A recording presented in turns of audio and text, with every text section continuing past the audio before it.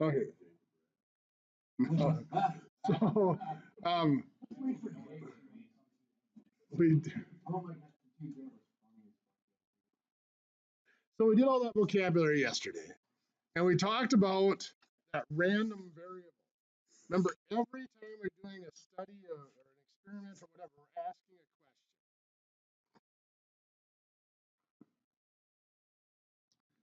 question. And the random variable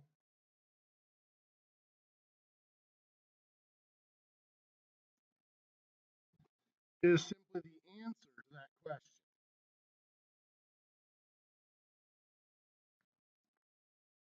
If you're asked how many classes are you taking, you might say 4 or 5 or 6.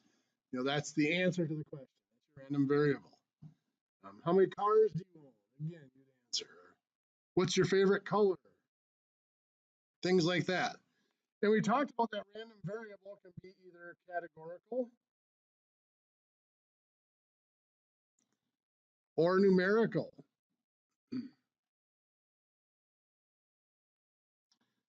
Can anybody tell me what it means to be categorical?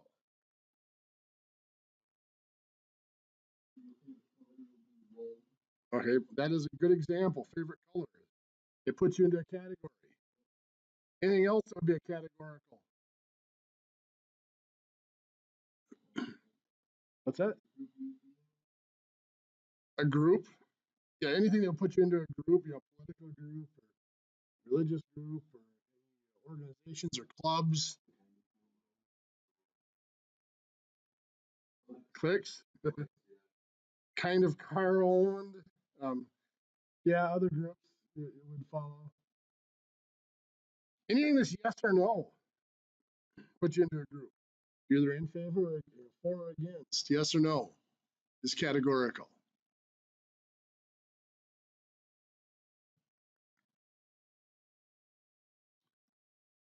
You ever hear of a go no go gauge? Good or bad?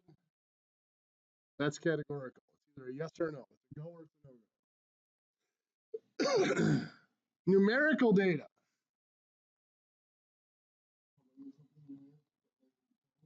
Well, there's two different types of numerical data. There's discrete and continuous. What is discrete data?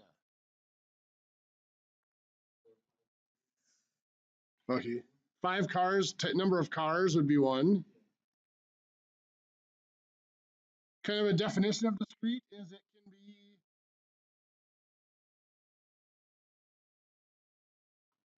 counted. So number of cars, any other examples?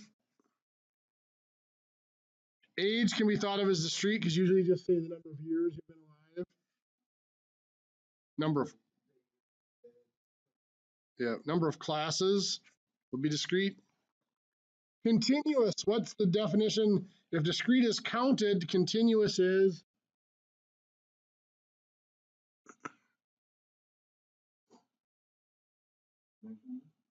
Measured. Examples of continuous?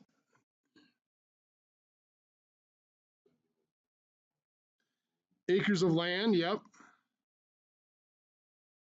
Because you can go down to the decimal. Distance, yes. Your height. Your weight. Time to complete a part. You're only limited. Continuous, you may still cut it off like acres. You may still cut it off at 1/100th of an acre or 1,000th of an acre. But you're limiting you're rounding only to the limit of what your measuring device is or some sort of desired thing. Height, same way. Yeah, you may say you're 6'2" and a quarter, but you could go down to a smaller unit if you wanted to. One of the definitions of continuous is no two things are exactly the same if you go down to a small enough unit. So even though two people might be 6'2", if you go down to a small enough measuring unit, you're going to find a difference in their height. Where does money fall in all this? It is discrete. Now you might say, well, you can have a fraction of a cent, and you can, but is an accepted standard that you always go to the nearest penny. And because that is an accepted standard, you can count then the pennies. These other measurements, even though we do typically round to a certain amount, you could keep going smaller. And it isn't necessarily a preset standard. So what do we do with this data? Let's go back to that favorite color variable.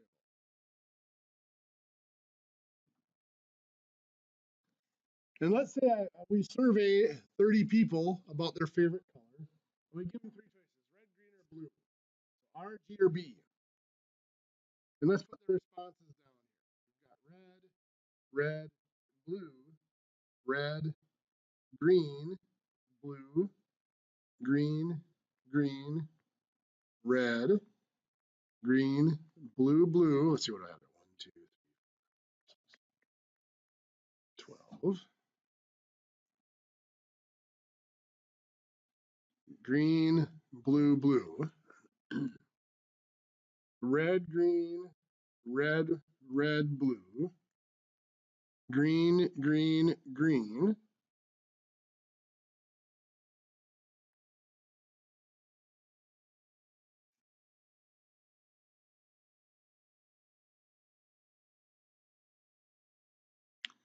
Blue, red, green, red, blue, blue, red. Looking at that, can anybody tell me which color appears the most?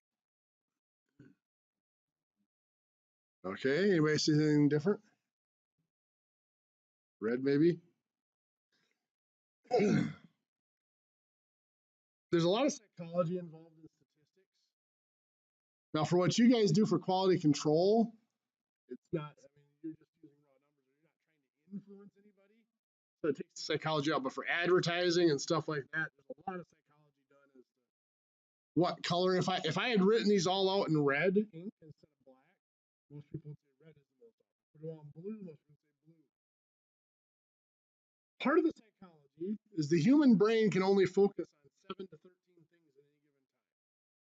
Now, somebody might be wondering, wow, you can focus on 7 things? You can't, there's 30 items up here. You can't take them all in at once. Your brain just kind of automatically fills in some of the other stuff. So if I were looking right here, what color would you say is probably the most often? Red. In here, green. Over here, blue. So it depends on what part your mind is focusing in on. If I'm looking here on this side over here, I'm actually seeing red and my brain is filling in more reds than the rest of it. So in order to get a better idea, I mean, 30 is a relatively small group. If there were 200 items, that'd really be tough. We want to organize them. And the first way we organize them is in a table. And the main table we're going to talk about is called a frequency table.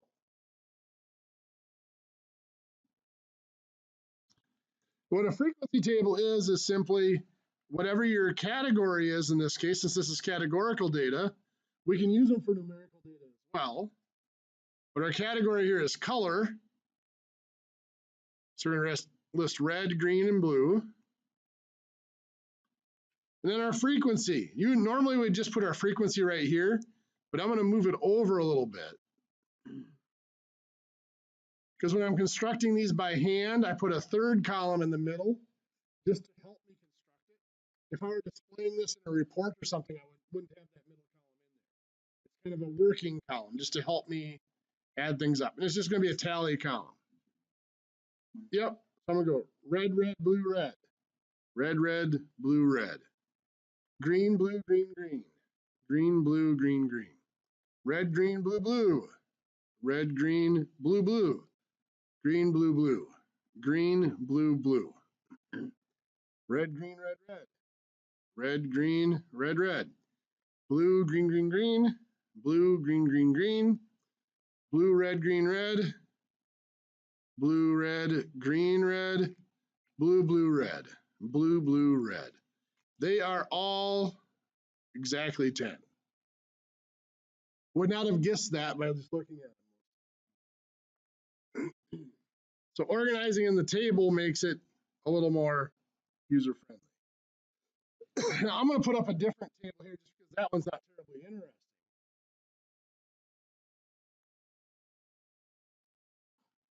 Now we're going to put more choices in here. Because when there's only 3 choices, a table is an adequate way of displaying the data. There's not too much to sort through. But let's say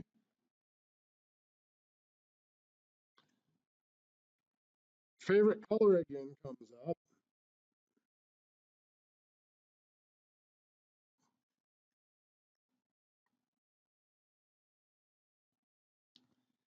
And you're given these choices. 7 of them to be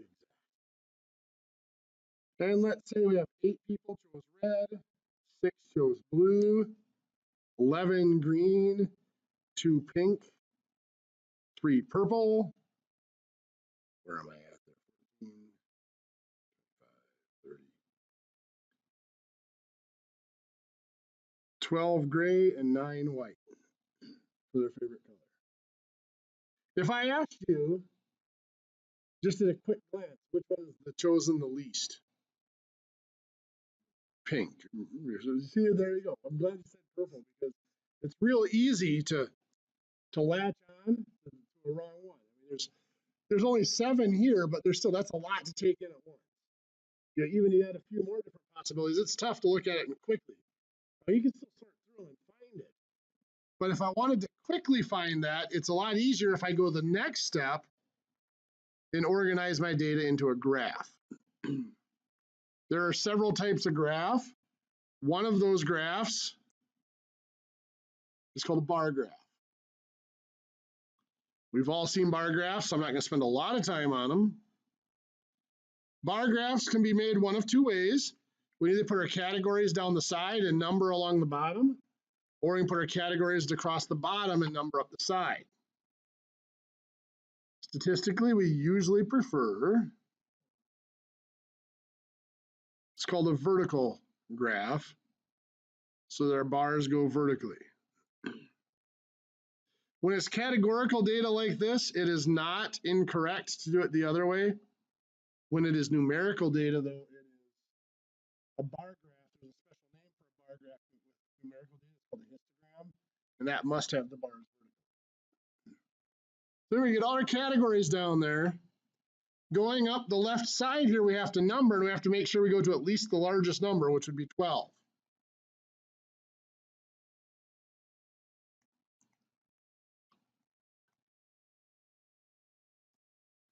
So I am at least up to 12 there. So red was 8 times. There's 8. There's my bar for red. Blue is 6.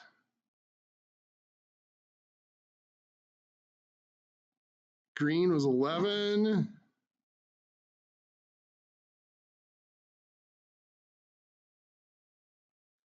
Pink was 2. Purple 3. Gray was 12.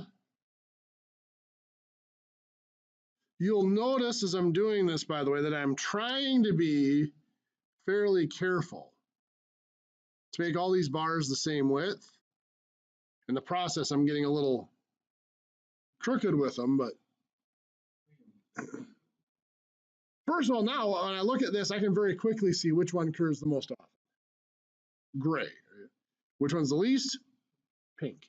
And that is one of the strengths of a graph. Is it's very easy to see the most or the least. It's really quick to look at them or to compare. If I asked you which was chosen more, white or red, but you can quickly see white's a little bit taller. White was more. The weakness is if I asked you how many people chose white, well, since these are relatively small numbers, you can probably get an exact number. But if this were 50 and 100, is that 90 or 91 or whatever? Getting exact numbers, that's where you usually refer back to the graph, the table. So that's the strength of the table, is to find exact numbers. Now I mentioned that I was very careful to make the bars the same width. There's a good reason for that. If I made that red like that, now if I'm comparing the red to the white is taller, but your brain a lot of times will look at that bigger, the red is bigger, and your brain's going to try to tell you that that's more often, that's a bigger frequency. That's a psychological effect. It defeats the purpose of the graph. The graph is to be able to look at it very quickly, reference it. If you got to stop and think and say, no, I'm seeing the width, not the height, that defeats the purpose of it. That doesn't mean they don't do it, and they do it, they actually do it, they do it intentionally to try to deceive you a little bit. There are a lot of things that are used to try to deceive you. For example, let's say we're comparing the sales for the year between 3 companies.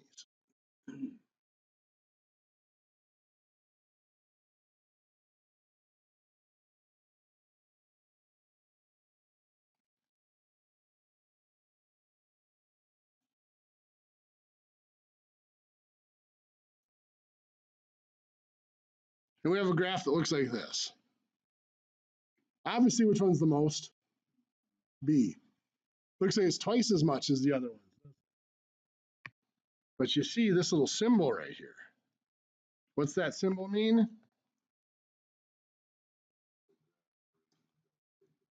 Yeah, it doesn't go from 0 all the way up. It jumps straight to 200. But at first glance, your brain is stuck on, wow, B is really kicking their butts. There's reasons to have a graph like this. There's valid reasons, because it does allow you to see the difference. If we had a graph that was numbered all the way up,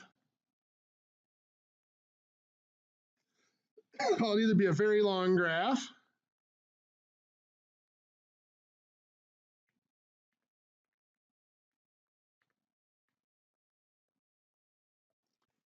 or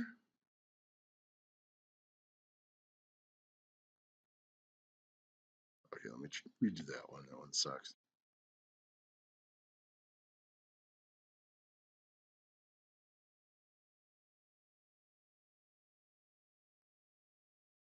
Nearly indetectable difference. If you look at those closely, you can tell that B is the tallest and C is the shortest, but it's really tough.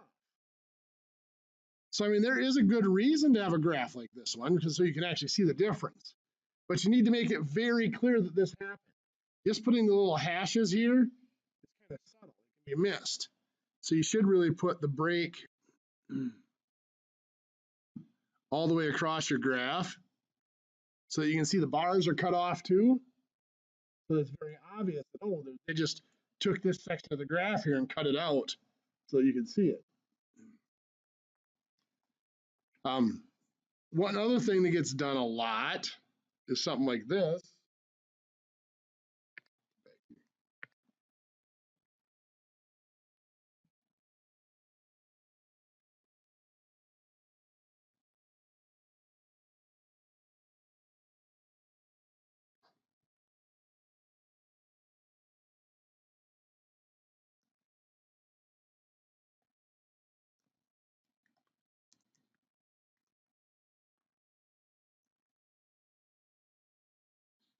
Three-dimensional graphs.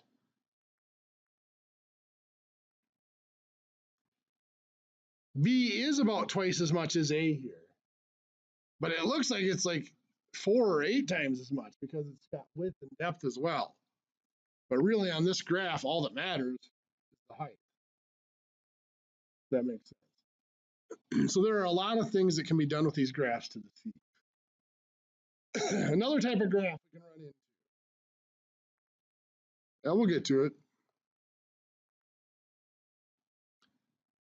A circle graph.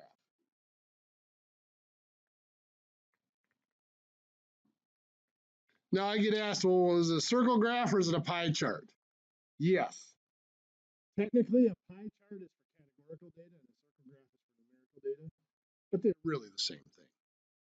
Usually when we do a circle graph, we graph percents. So to do that, we need to do something called relative frequency.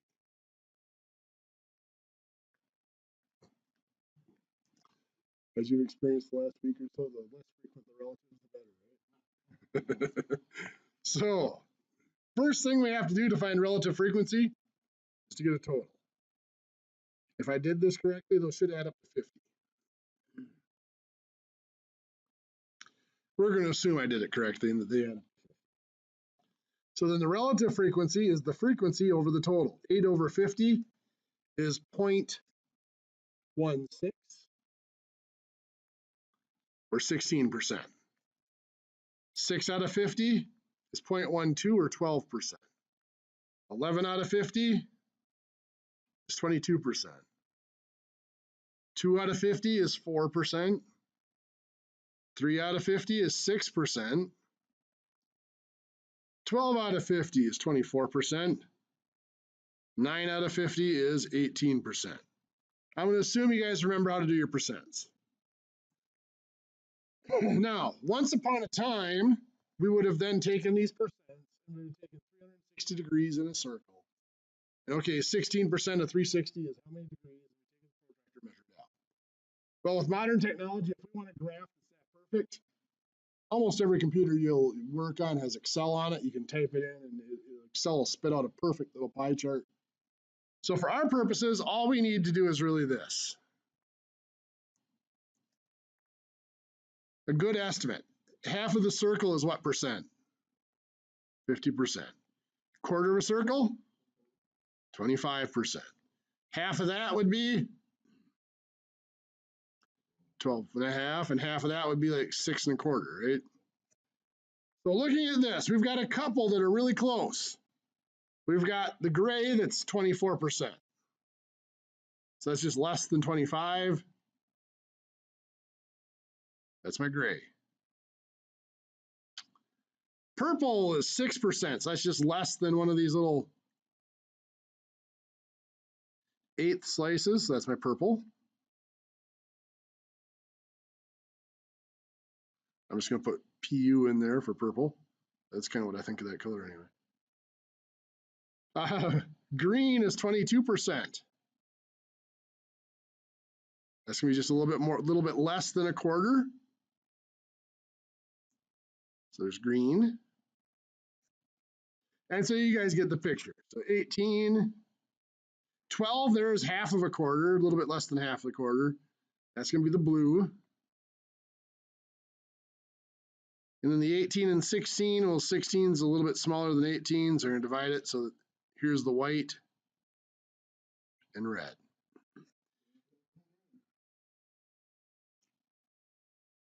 Pink. Pink isn't a real color anyway, right? No bias showing there. Another type of graph that gets used in statistics is for a different type of data. The data we've looked at up there is for different possibilities. So we have one variable, one point in time, one measurement,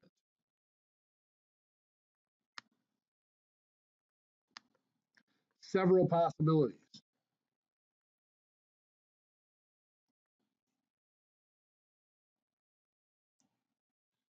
So at one point in time, we asked a bunch of people what their favorite color was, and they gave us their response.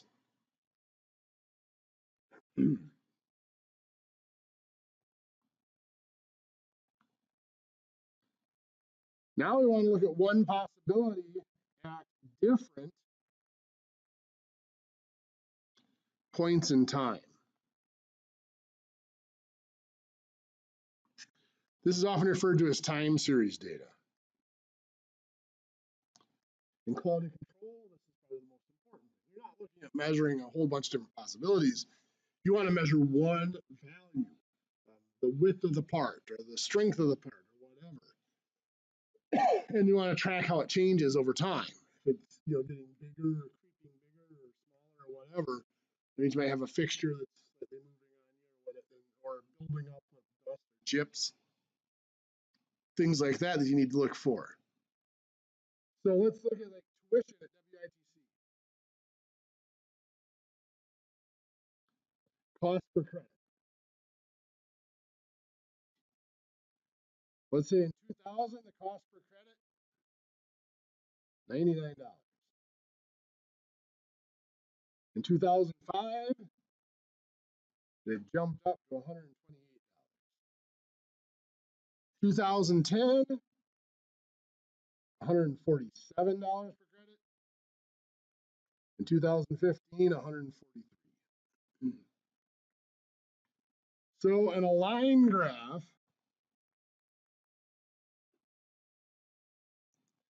the time always goes along the bottom. So we got 2000, 2005, 2010, and 2015. We've got to go from 99 up to at least 147. So I am going to cut my axis here. I know I warned against it.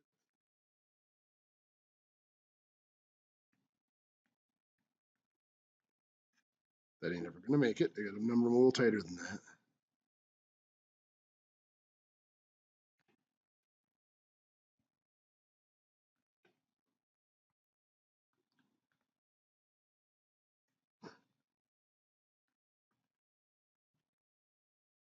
Pretend those are evenly spaced. So in 2000, we're at 99 right here. 2005, we're at 128. 2010, we're at 147.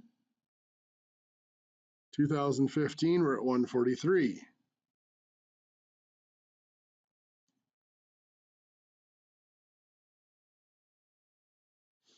So a couple things this line graph tells us really quickly. Where is it increasing? Well, here and here because it's sloping upward. Where is it increasing the fastest? Here because it's sloping the steepest. Where is it decreasing? Here because it's sloping downward. So those are things you can see very quickly from the line graph. Okay, with that, I'm going to give you guys some homework. This is the big book. Page 679 to 682. 1 through 11. This is out of the unit exercise.